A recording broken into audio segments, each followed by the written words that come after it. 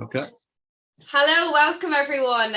This is a really exciting series I'm doing over the next couple of weeks, and it's a 4-part series, and I'm delighted to be joined by the fantastic Tim Radley, and he is owner of VM Unleashed, and it's a fantastic company. He's also the author of a new book that I'm going to get him to talk about in a second, and we're going to delve into the world of retail, and each episode we're going to talk about different elements of retail.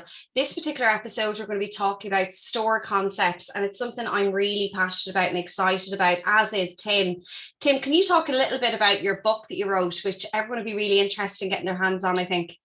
Oh, I hope so. Nice to see you again, Louise, and everybody else. Thanks for joining us. So the book's called Meaning in the Retail Madness. It kind of evolved over the last few years, where actually I realized, slowly working with a lot of clients, that actually what was making a difference was not just producing product and having shops, but actually was to be doing it for the right reasons. Ethically, sustainably, but just for the benefit of their employees as well. And that retail had just gone a bit off track, and it was all about volumes and, and supply chains and things like this. So lockdown was an opportunity to kind of put all that down, and so many things have happened since, and the world keeps evolving, and retail keeps evolving, and what the customer wants keeps evolving. So with so much competition out there, it's kind of never been easier to be a retailer, because if you're going online or pop-up shops, etc., but actually to be successful is probably more difficult than ever. So it wasn't to say there is one meaning you must have, but you have to have, I think, a meaning, a distinct meaning behind why you're a retailer and what you mean to customers. So the book covers all the different areas down the supply chain,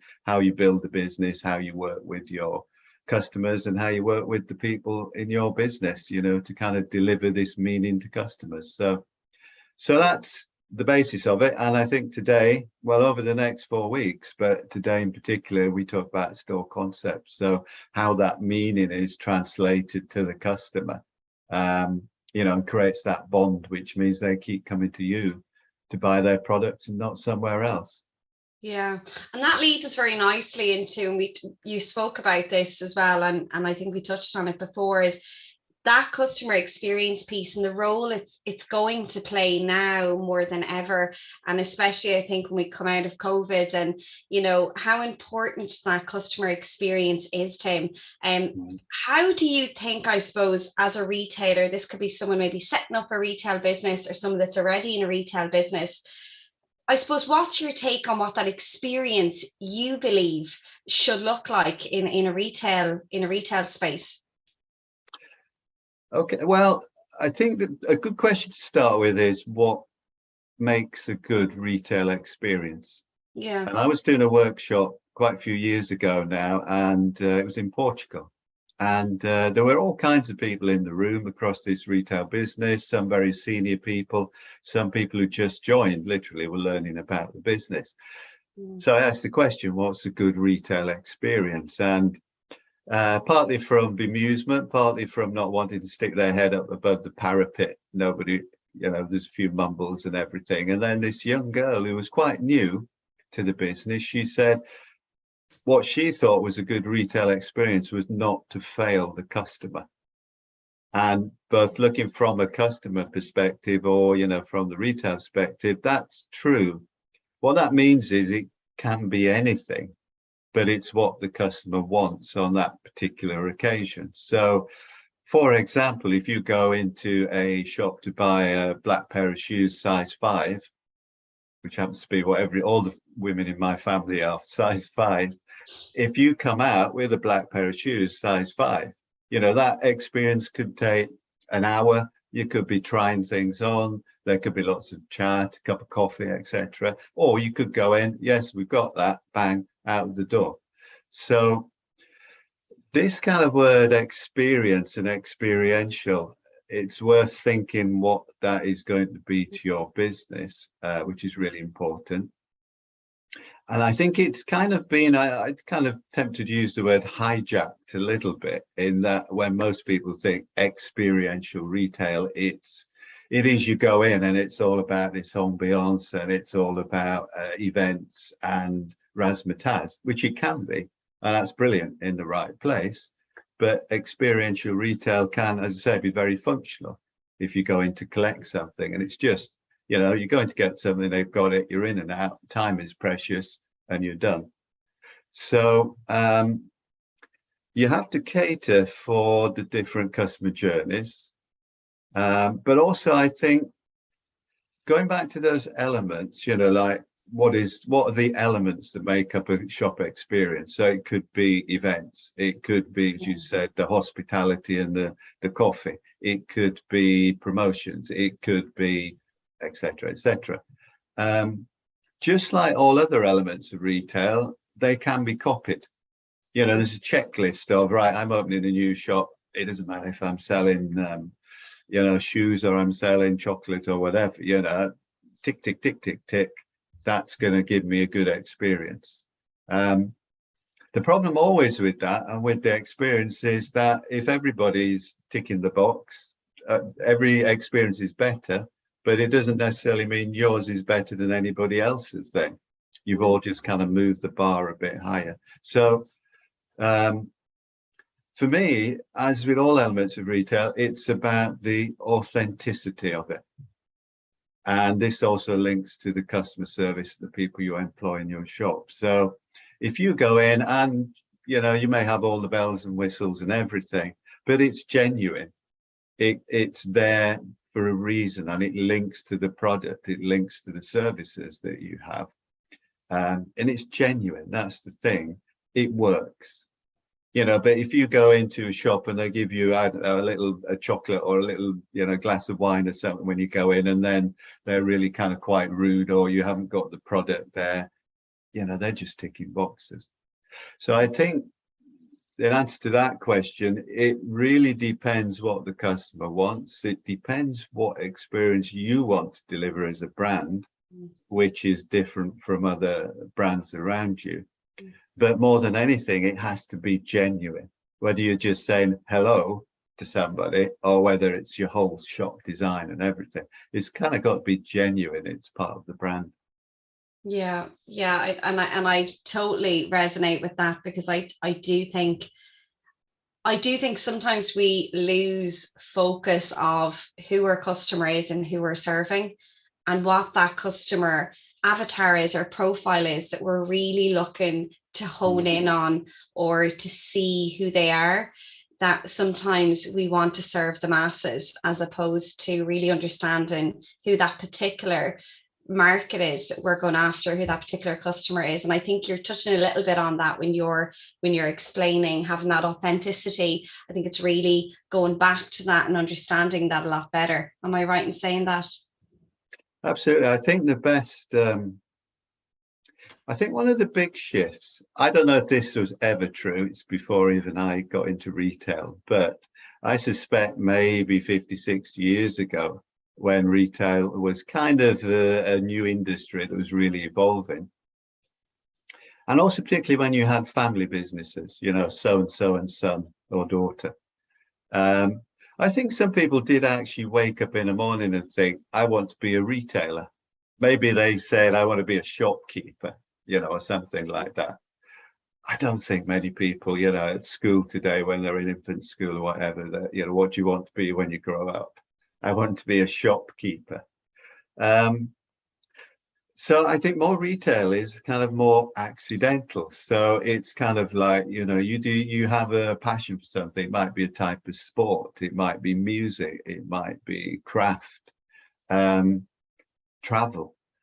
And you kind of have this passion, and then maybe you find there's not the stuff that you need to make this happen. There's no products that support it. So you kind of start to develop a brand, or you want to make your own chocolates and not just the other people's. And so you get this kind of business developing, which can then lead into a product assortment, and then it leads into retail, which could be a shop, or it could be, online as well.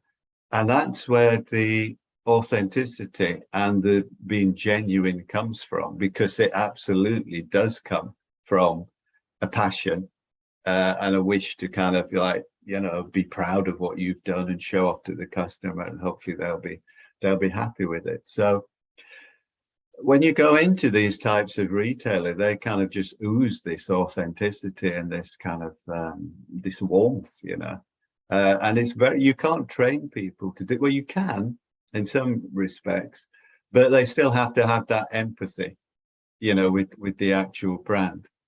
So, I mean, a good example of people who are bigger and train it is one of my favorites, which is Lush, because although that's a big chain, it was begun, with really good values about the environment, but also treating people correctly. And so even though it employs thousands of people, they're all engaged in the business. And each shop goes out of its way to kind of accommodate all the different colleagues and the shifts that they need, what's happening at home. They encourage people to give ideas on products, and they also have this kind of sabbatical where if you recommend a product and they think it's got commercial potential, you'll be taken out and you can go and help develop this product. And if it makes it to shop, it's kind of it's your product. So a big chain, you can get that authenticity, but that's because people are very loyal to it, because they're treated well and they feel as though they're engaged by the business. And then you get the ones who are really small, and there's a fantastic shop on Brick Lane in London called Dark Sugars, and that's it's a chocolate shop. They make their own chocolate. It came from one lady's adventure into Africa and around the world to find all the flavors and everything. And she's sometimes in the shop, if not, it's very kind of close colleagues. And you go into that shop and they display it. I'm a big fan of Hotel Chocolate, but Dark Sugars makes Hotel Chocolate look like an airport or something, or it's very, very regimented. You go in, you have all these truffles all over these beautiful wooden displays. And then you go and ask for a hot chocolate. And so they heat the milk up over here, and then they get this huge slab of ginger chocolate or whatever you've chosen, and this big knife, and start, hacking it in front of you. And then, the cup arrives with the milk and it's filling and spilling over and everything, and all the time the people are talking, and that's a small business where clearly everybody in it, is very tight knit. They all share this passion. People queue out the door to get their kind of hot chocolate with all the shards of chocolate kind of hanging off the edge of it. So, both of those are very kind of genuine, yet, one's a very small niche business and one is a very big chain. So it can be managed both ways, but in both ways, it's, as I say, they're genuine people with a genuine passion. Yeah. And I think what shines through in that is the engagement or the involvement or the buy-in of the collective of the people within that, I think, which is really important. And just listening to the Lush one, it's really interesting. I worked for a large retailer before Next, and we done it was an initiative, it was around cost saving, and they asked the colleagues on the shop floor colleagues, do they have any ideas? And to the ideas actually they implement in the business, and those two colleagues actually won a holiday away.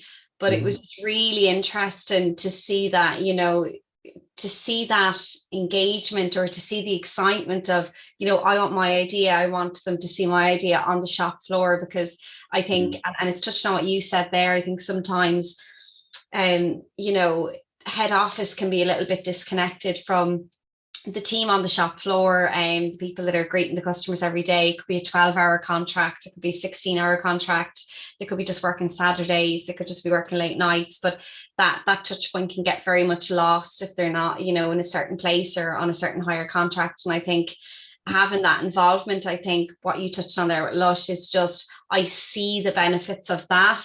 And then, it makes people feel valued, listened and heard, I think, when you're in a big organization like that. So I think that's really important. I think a lot of companies can learn through doing different things like that, that the cause and effect of that is quite big in a lot of ways to the business. I think not just from a productivity piece, but from a retention and all of that as well. I think it makes a huge difference. Yeah, absolutely. I mean, I use this thing called the passion supply chain. When people talk about supply chains, they usually talk about product. That's where it came from, obviously.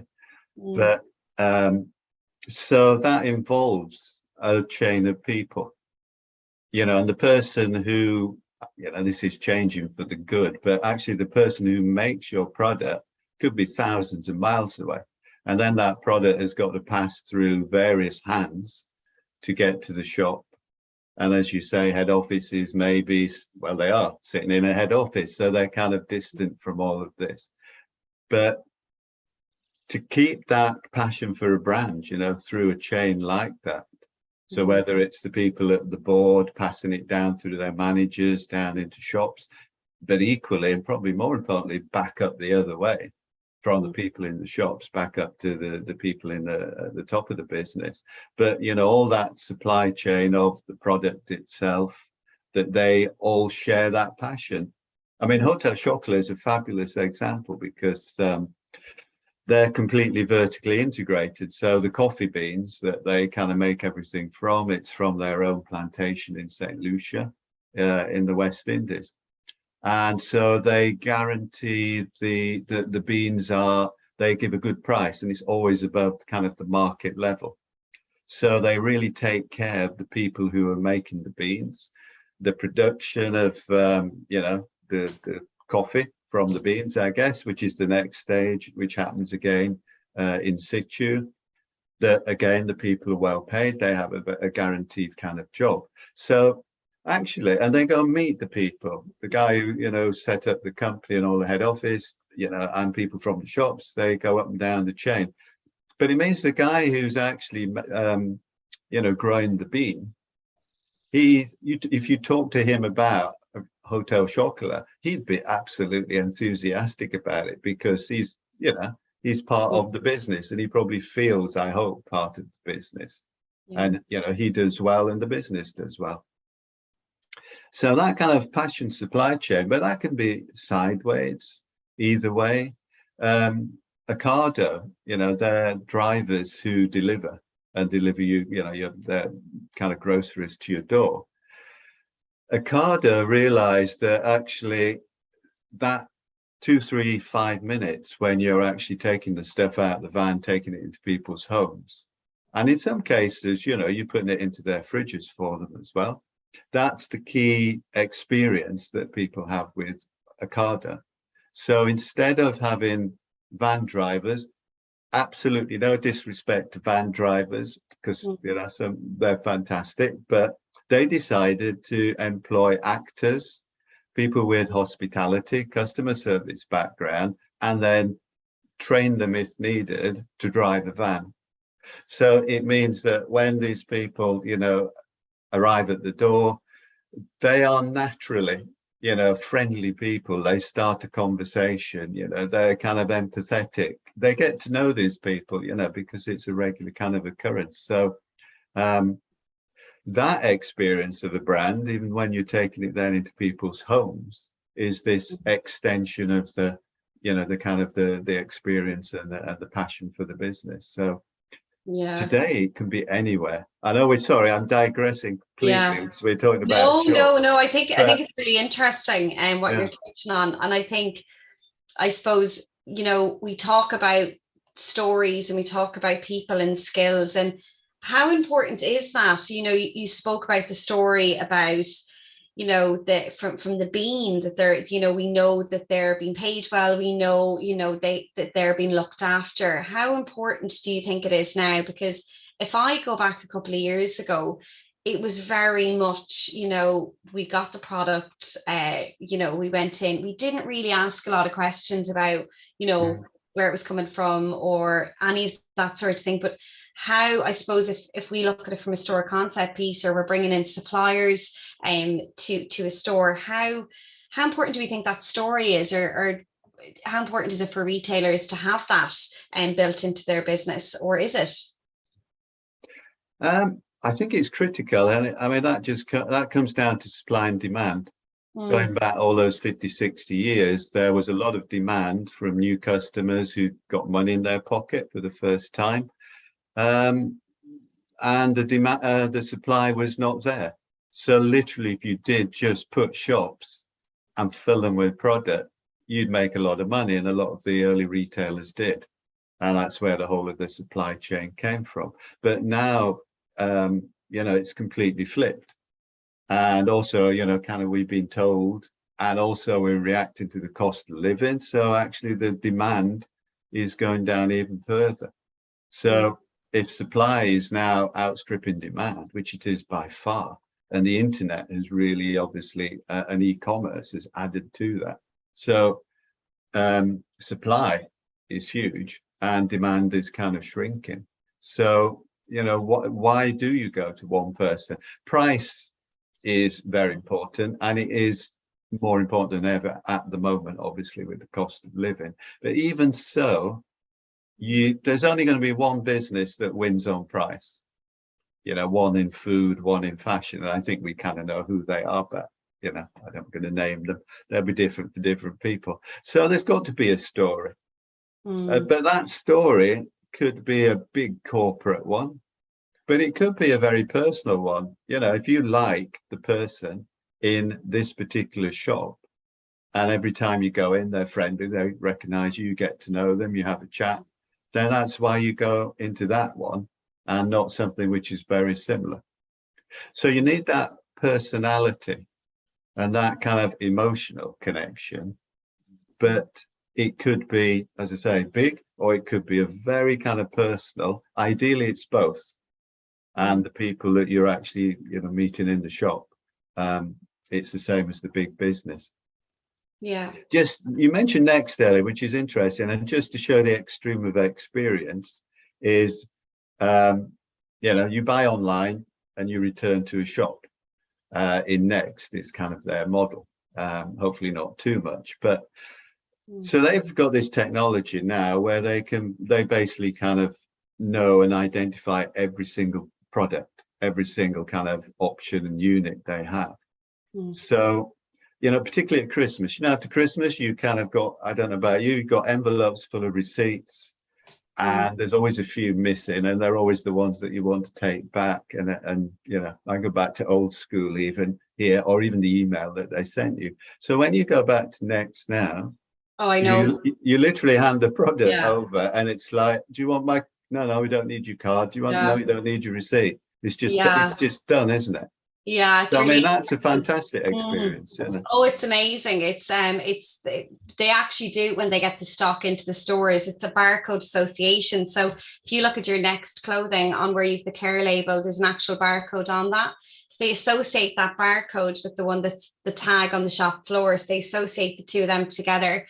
And there's actually, we do audits. So we did at the time, I'd say they still do them, where you associate the barcode. So you can buy it, as you said there, by scanning that barcode on the care label. You can say when it was bought, what time, who it was, all of that. It's really, it's on another level. I think people don't realize, like, if you think about that was brought in, you're going back 2012, that was actually brought into to Next.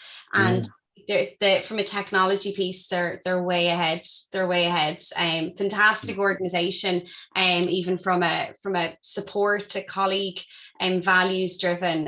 They're a fantastic company. I'm not getting paid to say that, by the way. I literally genuinely worked for them and I loved it. Going back to, I suppose, you talked about this retail hub, and it's consisting of 4 areas.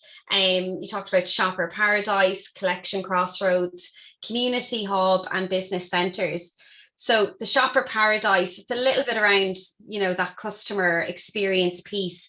Collection Crossroads then, can you talk a little bit about that, I suppose, what that looks like? Yeah, I mean, I'm glad you reminded me of the 4 areas, so I've got them in my head. Yeah. But yeah, so again, this is just a response to omni-channel. Obviously, has had a huge, an e-commerce, a huge impact on how retail works. We just spoke about Next there,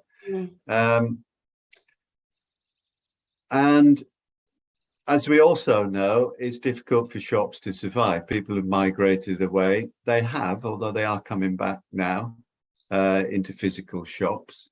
But physical shops are expensive. They're more expensive than ever now, even though rents and rates may be coming down and it's more flexible than it used to be. You've got your energy costs, etc. So you really have to maximize what's happening in your shop.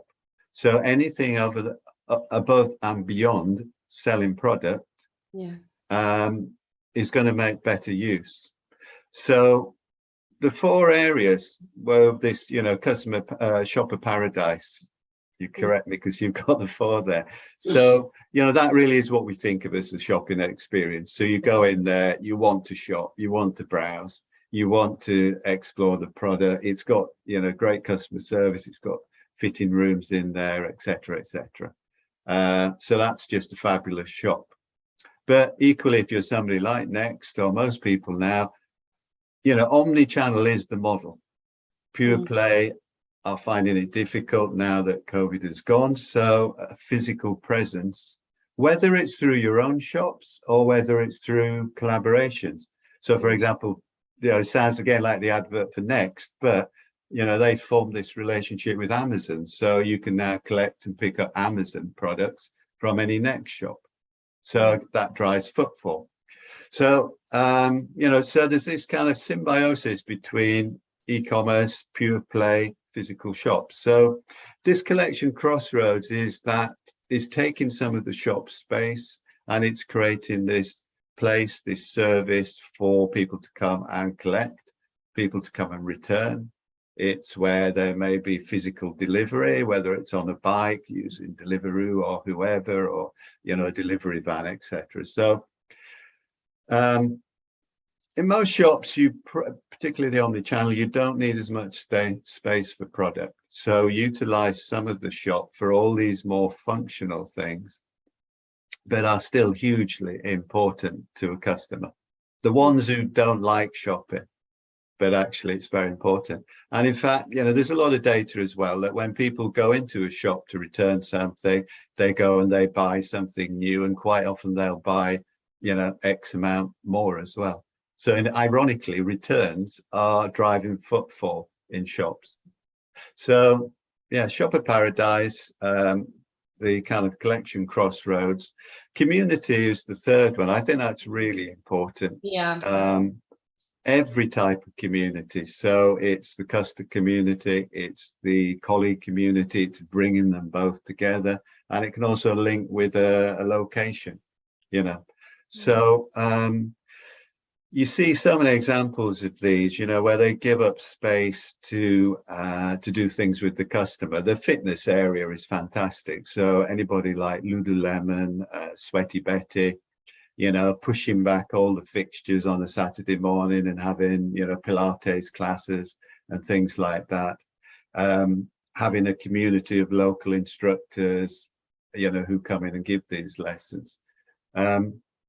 So that's great. And in fact, if you ever go to the Sweaty Betty in Carnaby Street in London, they've got all of that. There's a little gym in the bottom, there's the shop, there's a cafe upstairs, there's a little beauty salon, hairdressers as well. So they've got a community of retailers with Sweaty Betty at the heart that all serve the same customer, that create a community of customers who come in sometimes just for a cup of coffee, sometimes they come in for for beauty, and hopefully quite often they come in to buy the clothing as well. So anything around that. And I think classes are great. Hobbycraft, they do things where you go in and you can learn how to frame pictures, or you can learn how to crochet or whatever, things like that. So the community part is really important because it attracts customers in. So again, it drives footfall and it creates a loyalty and it creates a bond between the shop and the customer. And the other one is basically an area where there are other opportunities to actually kind of create income. So it could be that you have additional space. So you could be renting that out to businesses who could rent that space and use it as a meeting room or something. It could become, particularly with changes in shopping, with working from home, that's like a mini regional office. Could even be where you have your shop manager. It could be turned into accommodation. You know, John Lewis converting a huge amount of space above their retail shops, losing a couple of floors and making it into housing, which is brilliant because you're basically putting customers on top of your shop. I think they let you out without buying anything, but you're basically, you know, you're bringing the customer to you, which is fantastic. And even things like, you know, shop managers being online customer assistants. So, you know, like video demonstrations, which came through lockdown, but I think it's going to continue, particularly things like electrical. You know, you want to see how something works, a new vacuum cleaner, you go online, you're sent straight through to the shop manager, who moves from her shop of paradise into this little studio, maybe at the back of the shop, where she can demonstrate how this, you know, this vacuum cleaner works. And then, you know, you can arrange to come and pick it up from the shop, or you may go and buy it online. But so it's all about, that's all about experience, all different experiences, very functional, very emotional, community driven, and service driven. And the balance, you know, of how that might work. And I think shops need to be more fluid. So those four areas don't necessarily have to have, you know, solid walls, because things are going to change over time. But it also could be that certain days of the week, everybody's in clicking and collecting. It could be that other days of the week, that's when they come into shop. It could be when you want to do the community things like the Sweaty Betties of this world. Saturday, you create different space. So there's not just the fluidity of different things that are going on there. There's a different use of space, which is very fluid. Customer service teams, you know, shop colleagues who, you know, their role potentially is very interesting because they can be online doing some kind of, you know, video service. Then they could be in the shop. Then they could be running a class. So this kind of fluidity, but all with one experience, one brand, if you like, one tone of voice. So whichever element you're actually in there using, it's very cohesive, and it's still very focused on the values, you know, of every brand that's doing that. Yeah, and I love that, and I do think that the model has changed. You know, listening to, you know, we can do it this way, and you know, even if I look at the hospitality industry, they're curtailing their way they do business, you know, based on what their customers want. And I think that's a little bit what you're touching on there with it's not a one set way of doing things. It's very much, it's open now to doing things in a different way and in a different light. Just to touch on, and I think we touched on it slightly, but what I seen recently in a 3 store, it's a phone store for anyone that doesn't know, 3 Mobile, there was a huge focus on the digital experience in that store experience in a particular branch that I went to, but there wasn't a lot of interaction, actually, I found. And I think there was just probably not a lot of staff on the floor. It was a busy time, it was peak trade. Are we, do you think, going to be more digitalized from an interaction piece in stores now? Or do you think, you know, what you're seeing, Tim, do you think that we're still going to need that as much? Because we're hearing a lot of noise outside, where people are saying it's digital and we're all on our phones, we're all on our TikTok or Instagram, influencers and all of this are playing a role in how we buy and influences us as consumers on what to buy more than ever, that the product knowledge piece isn't as important as what it used to be for people working in retail, because most of the customers coming through the door have already done most of that on their mobile devices. So I suppose when they go into that store, what's your take on that, I suppose? Because I'm seeing a lot saying, we see self-service checkouts, which I actually encountered in Zara in Dublin, which I was really surprised about. I get it when I'm grocery shopping, but I thought to have that self-service checkout, I was surprised, because that would have been where they could have gotten my details to sign up to the loyalty program, or the end of the sale, or whatever that might be. And coming from a retail background myself, I was thinking, is it a missed sales opportunity having me self-checkout in a Zara store, and that kind of went through my head at the time. But what's your thoughts on that, Tim? Firstly, I think the two most important elements, I wouldn't kind of say one more important than the other, are technology and people in your business. Those are the two areas to focus on. The other thing is that before I think you get into channels, touch points, is just to think about the brand. So the brand is going to be going across channels. It will have, probably physical shops. It will have e-commerce, mobile obviously is hugely important. It's going to have social media and everything. So as a brand, you may be doing selling and services in a shop. You may be doing it on the mobile app. You may be doing it, as I say, through various other kind of touch points.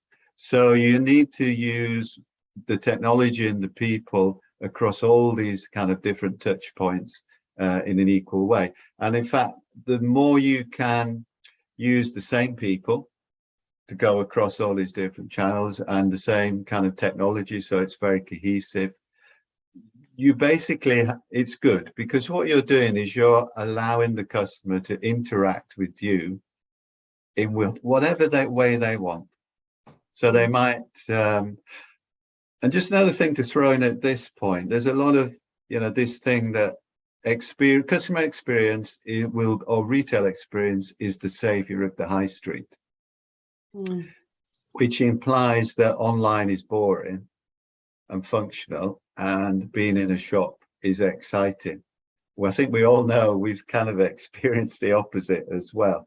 For example, there's now live streaming retail. There's a company in America called Drop TV, and they have music videos where, all the rappers and everything are wearing kind of merchandise, their own or from, Adidas or whoever. And you buy it literally from the video. You can have people who are fishing. If you really like fishing, they're literally showing you how to fish, and you can buy the rod they're using. So if you're really into, either the rap music or fishing, and you're there on your screen, that's an amazing experience. And it's better than going into an empty shop, with no atmosphere to buy a fishing rod.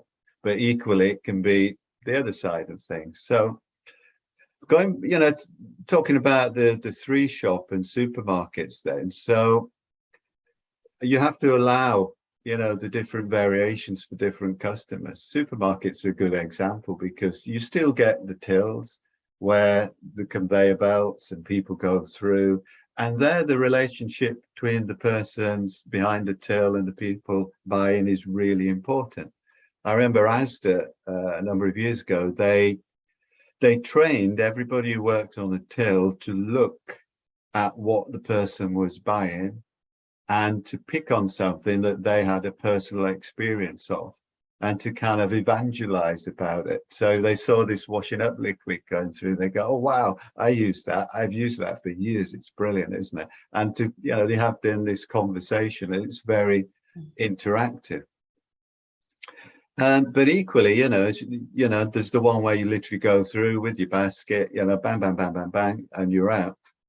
So you've got to, and that's one's technology, one's kind of more people, but actually technology is facilitating everything. And that example we had next with the technology that allows you to literally take it back so easily.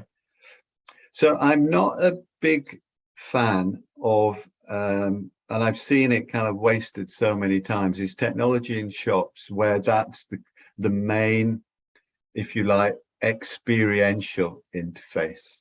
Technology in shops as a functional interface is fantastic, i.e. the next example, the quick scan and straight out in Sainsbury's.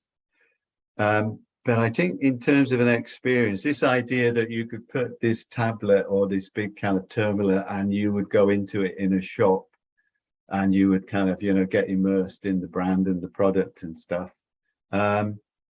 I'm not a big fan of that. It's rarely that I've seen that work. It works best when you have a member of staff and you're doing it together.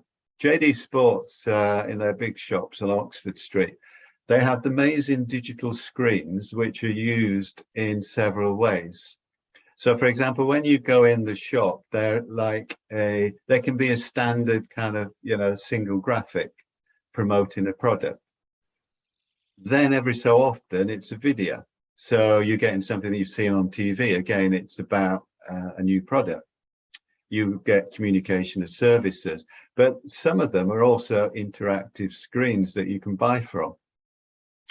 But the best way that works is that you talk to the assistant, maybe they haven't got the product that you want. You go over to a screen, they kind of tap it, and you've got this huge website there, and you go through, there's information there which maybe the assistant didn't know about, or even the shopper didn't know about. So you learn together, maybe compare a few products, and then you can literally buy it, off the wall in the shop.